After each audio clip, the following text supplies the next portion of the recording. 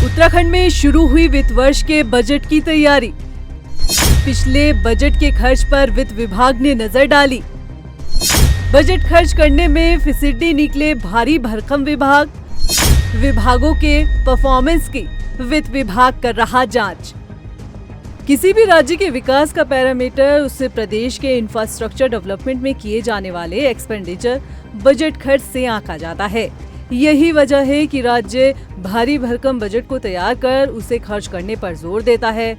ठीक वैसे ही जैसे इन दिनों उत्तराखंड में वित्त विभाग पूंजीगत विकास में बजट खर्च को लेकर विभागों पर जोर दे रहा है। वित्त वर्ष 2024-25 के लिए उत्तराखंड ने 89,230 करोड़ का बजट विधानसभा से पास किया था। साल 2024 खत्म हो चुका है और लेटेस्ट बजट खर्च के फिगर की बात की जाए तो अब तक कैपिटल एक्सपेंडिचर में उत्तराखंड सरकार के 52 डिपार्टमेंट ने प्रस्तावित 15,854 करोड़ में से 6,217 करोड़ का बजट खर्च किया है, जो प्रस्तावित बजट का लगभग 41.85% है।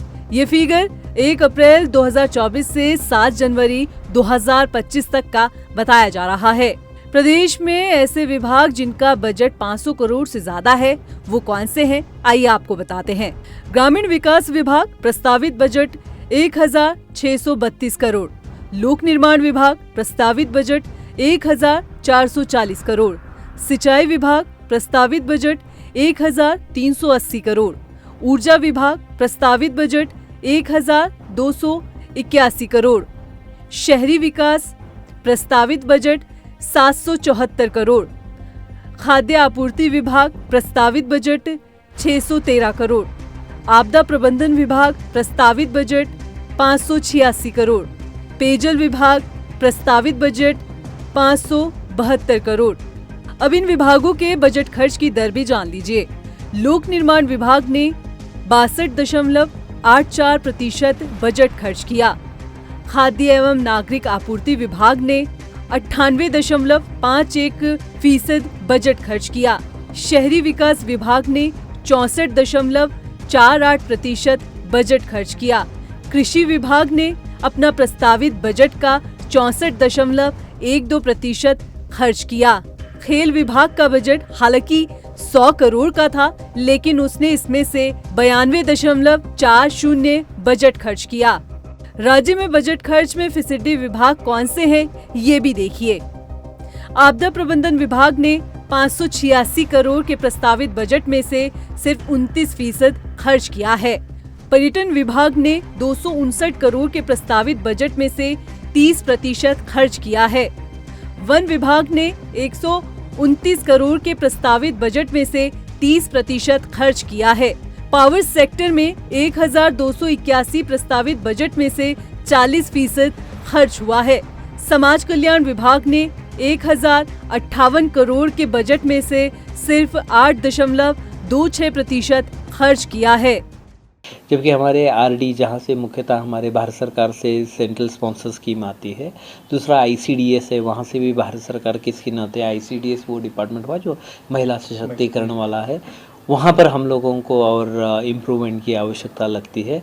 साथ ही में हम लोगों के और बाकी डिपार्टमेंट जैसे सिविल एविएशन है, बाकी पंचायत राज है, इस तरीके के छोटे छोटे डिपार्टमेंट्स हैं, उनमें भी जो है व्यय करने का हमें आवश्यकता है। और काफ़ी सारे व्यय उसमें भारत सरकार के स्कीम से लिंक होने की वजह से काफ़ी देर से भी व्यय होते रहते हैं, लेकिन समय रहते हम लोगों को व्यय करने में एक महत्वपूर्ण लाभ ये मिलता है कि भारत सरकार से बहुत सारी ग्रांट है। आज की डेट में वो टाइड ग्रांट है, इसका मतलब आप जितना खर्चा करेंगे उसी अनुपात में मिलती है, और उसके लिए हम लोगों को बहुत बार बोनस भी मिलता है।